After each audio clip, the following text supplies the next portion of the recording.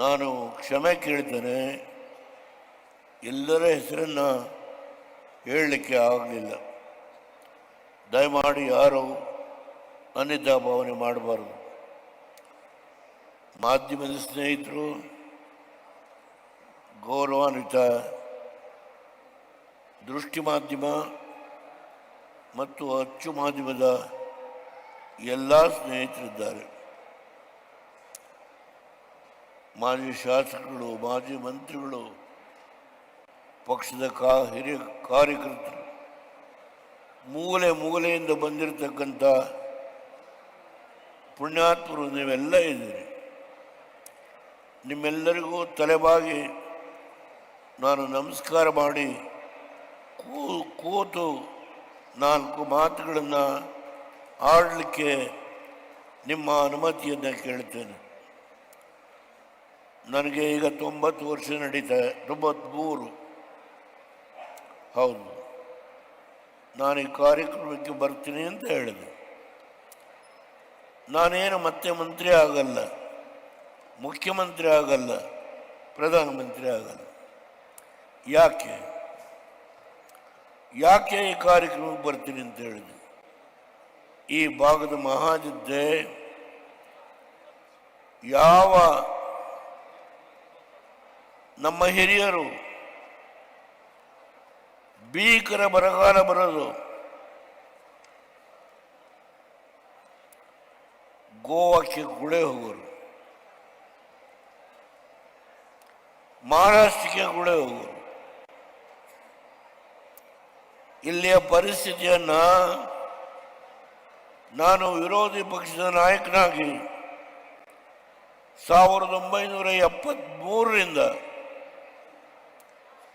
ಈ ಭಾಗದ ಎಲ್ಲ ಮೂಲೆಯನ್ನು ಸುತ್ತಿದ್ದೇನೆ.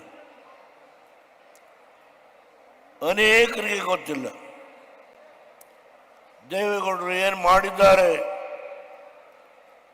ಇವತ್ತು ನಾನು ನಿಮ್ಮನ್ನು ಏನು ಕೇಳಲಿಕ್ಕೆ ಬಂದಿದ್ದೇನೆ ಅಂದರೆ, ನನಗೆ ಅಧಿಕಾರ ಕೊಡಿ ಅಂತ ಕೇಳಲಿಕ್ಕೆ ಬಂದಿಲ್ಲ. ಯಾವ ಒಂದು ಪ್ರಾದೇಶಿಕ ಪಕ್ಷವನ್ನು 1978ರಲ್ಲಿ ಮೊರಾರ್ಜಿ ದೇಸಾಯಿ ಅವರು ಪ್ರಧಾನಮಂತ್ರಿ ಆದಾಗ ಈ ಪಕ್ಷವನ್ನು ನನ್ನ ತಲೆಗೆ ಕಟ್ಟಿದರು. ದೇವೇಗೌಡರೇ, ನೀವು ವಿರೋಧಿ ಪಕ್ಷದ ನಾಯಕರಾಗಿ ಅತ್ಯಂತ ಉತ್ತಮವಾದ ಕೆಲಸ ಮಾಡಿದಿರಿ. ನೀವು ಪಕ್ಷವನ್ನು ಬೆಳೆಸಿ. ಅದಾದ ಮೇಲೆ ಏನೇನು ಘಟನೆ ಆಯಿತು ನಾನು ಮಾತನಾಡಲಿಕ್ಕೆ ಹೋಗಲ್ಲ. ಯಾರ ಬಗ್ಗೆನೂ ನಾನು ಲಘುವಾಗಿ ಮಾತನಾಡಲಿಕ್ಕೆ ಬಂದಿಲ್ಲ. ದಯಮಾಡಿ ನಿಮ್ಮಲ್ಲಿ ಕೈ ಮುಗಿದು ಪ್ರಾರ್ಥನೆ ಮಾಡ್ತೇನೆ. 1980 ಇಂದಿರಾ ಗಾಂಧಿಯವರು ಕಮಲಾಪತಿ ತ್ರಿಪಾಠಿ ಅವರನ್ನ ಕಳಿಸಿ ದೇವರಾಜ ಅರಸು ಕಾಂಗ್ರೆಸ್ಸಿಂದ ಹೊರಗೆ ಹೋಗಿದ್ದಾರೆ, ನಿಮ್ಮನ್ನ ಮುಖ್ಯಮಂತ್ರಿ ಮಾಡ್ತೀನಿ. ಕಮಲಾಪತಿ ತ್ರಿಪಾಠಿಯವರು ಬಂದು BM ಪಾಟೀಲ್ ಮನೆ 2 ಸಭೆ ಆಯಿತು. KK ಮೂರ್ತಿ, ಶ್ರೀಮನ್ ಗುಂಡೂರಾವ್, ಕಮಲಾಪತಿ ತ್ರಿಪಾಠಿ 2 ಸಭೆ. ನಾನು ಹೇಳಿದೆ, ಯಾವುದೇ ಕಾರಣದಿಂದ ಸಾಧ್ಯ ಇಲ್ಲ. BD ಜತ್ತಿಯವರು ಬದುಕಿದ್ರು,